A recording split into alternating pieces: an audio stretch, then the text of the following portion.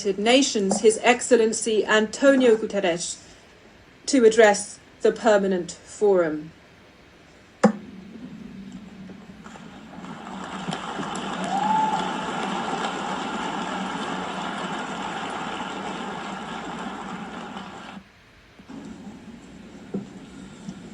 Senor Presidente,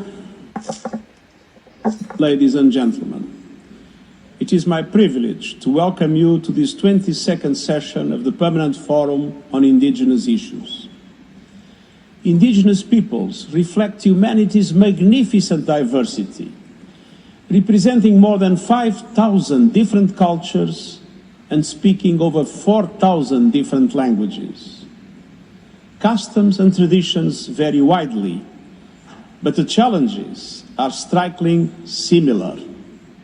Marginalization and exclusion, the denial of human rights, illegal exploitation of resource-rich territories, dispossession and eviction from ancestral lands, even physical attacks and violence.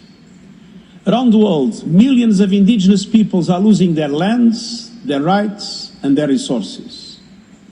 The injustice of generations of discrimination manifests itself in staggering inequalities.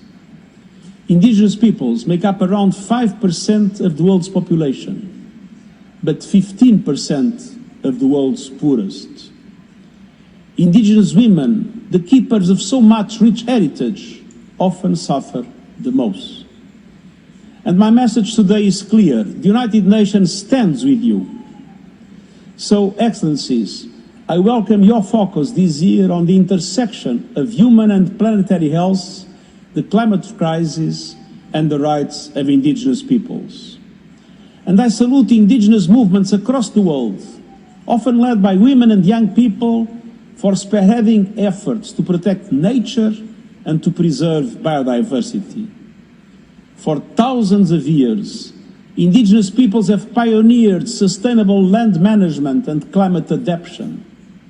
In the Sahel, ancient farming techniques are breathing life into the semi-arid region. Across the Amazon, indigenous agriculture has preserved and enhanced the richness of the rainforest's ecology.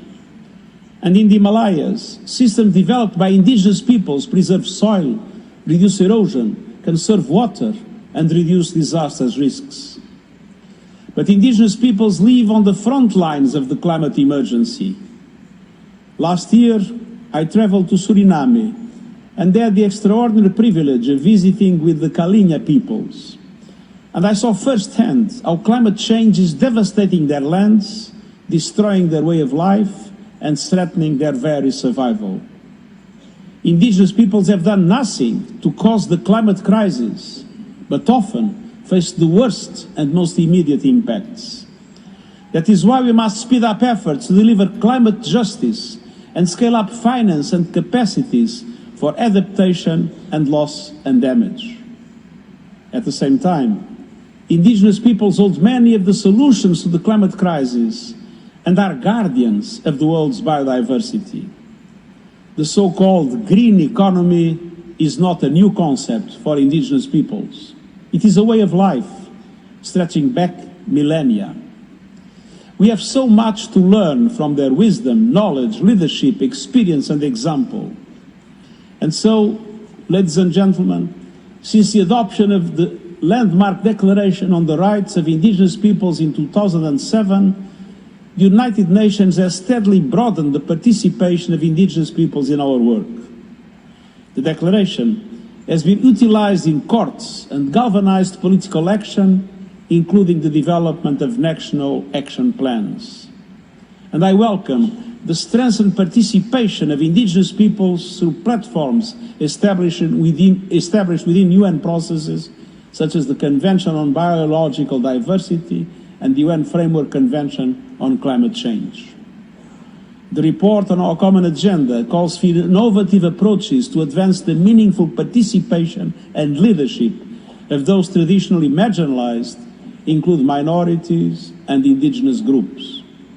And this includes efforts to combat food insecurity and close the digital divide. the United Nations is committed to keep promoting the rights of indigenous peoples in policies and programming at all levels and to amplify your voices. Let us learn from and embrace the experience of indigenous peoples worldwide.